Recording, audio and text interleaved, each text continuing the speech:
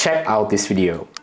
So he is opening a Moët Chandon 2023 with a port tong. So what is a port tong? Port tong is this instrument that is used more commonly to open very old wine bottles where the cork is deteriorated and you cannot pull it with any instrument without breaking it.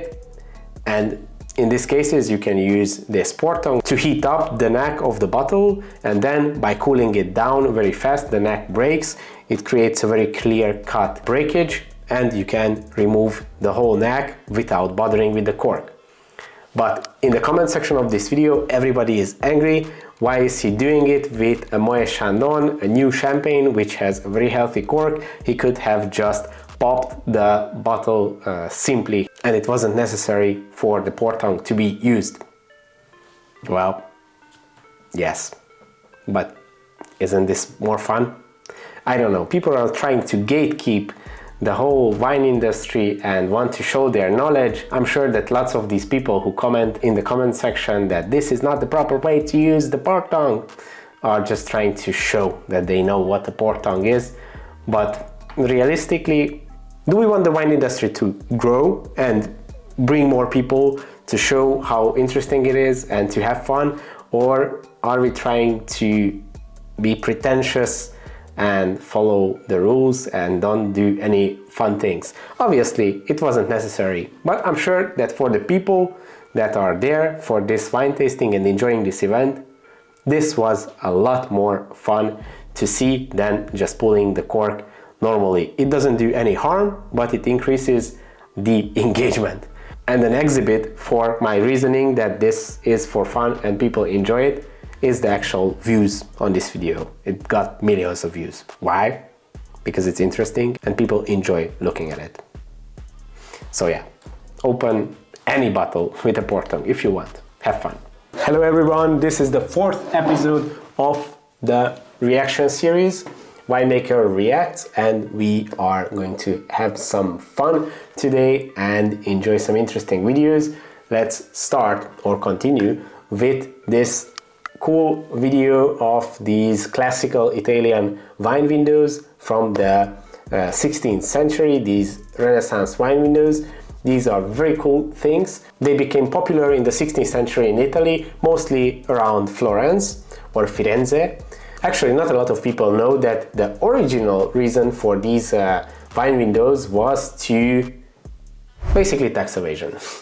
They were used by the winemakers to get into this gray zone of taxation to sell wine directly to the consumers walking on the street, because the tax systems in the 16th century Italy were more focused on selling to public locations and selling by merchants, and with this way they could kind of trick the system and not pay taxes. But actually in the 17th century they became even more useful when the plague hit Europe, and these windows were like the social distancing of that time, and it was more safe to serve wines through these windows without the human contact. So that's when they got even more popular. And some windows, as you can see in this video, are still active right now and being used, and people are enjoying it, and it's a fun way to purchase wine while visiting Italy. Okay, that's a pretty cool little machine. So those are on the wires, those are tendrils. They look like this when they are in the season and when they are green. So these tendrils are used by the grapevine to climb, and they are these natural hooks that can help it stabilize the wine and attach to different objects.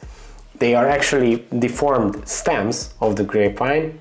This little machine helps to clean the wires after the season, because these tendrils, when in the autumn, they dry out and they become very, very strong and woody, and they can get stuck on the wire system of the vineyard for a long time.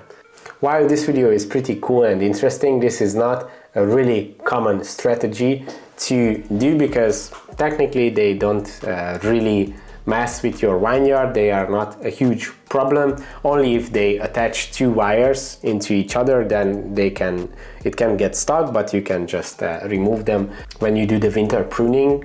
So it's not a huge issue. This is probably only being done in very small, like hobby vineyards, because in large vineyards where you are trying to make wine, you don't really have time and resources to have fun cleaning the tendrils, all the last bits of it, but I'm not sure, maybe some wineries do it.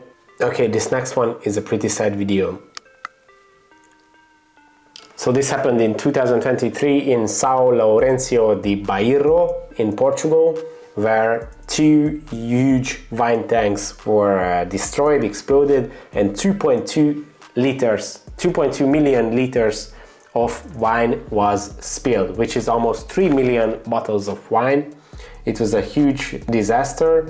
Actually, it was such a huge amount of wine that it would have been enough to fill an Olympic-sized swimming pool. Luckily, the local firefighters were able to divert the flow of this huge amount of wine from the river, because there was this Sertima river, and this way they prevented a natural disaster, because just imagine 2.2 million liters of wine entering the river. That could have been even more catastrophic, but they prevented it. And yeah, it was a pretty sad situation. I think I read that the structural system of one of the tanks was damaged and it exploded, and as the tank was falling over, it hit another one. So this is why there were actually two tanks that have been destroyed. That's a pretty sad video. So that's it for today. If you enjoyed this video, please consider subscribing, because based on our YouTube statistics, 81% of the people who are watching this video are not subscribed. So let's change that. And we are going to continue this series next week. Suggest your videos if you have any suggestions, and see you next week. Back and I'm better than ever. I think I got a vendetta. Oh, now they call me, I seen them. All of those times getting severed. I told them all I get left.